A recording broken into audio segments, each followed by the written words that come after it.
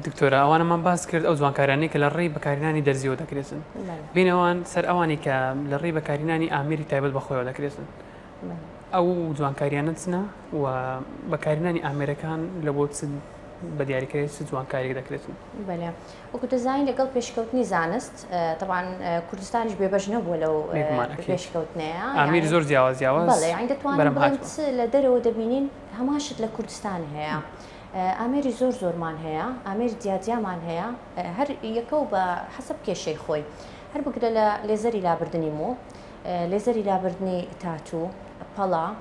لێزەر لابردنی دەمارە خوێنیەکان هەندێکیان بۆ ماوەیینە ئامێریمان هەیە لە ڕێگەی دەنگەوە وەکو هایفۆ بەکاردێ لە بۆ تونبووین دەمچاو های ئینتەستی فۆکس ئەلتراساوند پێ دەڵێن ئامێرمان هەیە لە ڕێگەی ڕێدیۆ فریکوێنسیەوە ئیش دەکرێت وەکو مایکرۆئیندل RF لە بۆ ئیستفادەی زۆر لێ دەکەین ئەمە لە ڕووی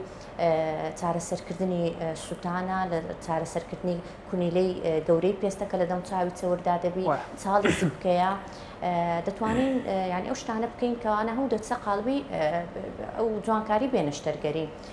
زۆر ئامێریکەوەکو CO2 کە زیاتر لە وەرزستانە بەکاردێ لەبەرەوەی کە دەبین نەخۆشەکە 3 تا 5 ڕۆژ لە ماڵ دابنیشیتن لەبەر سوودی CO2 لە بۆ کەیسێک بەکاردێنرێت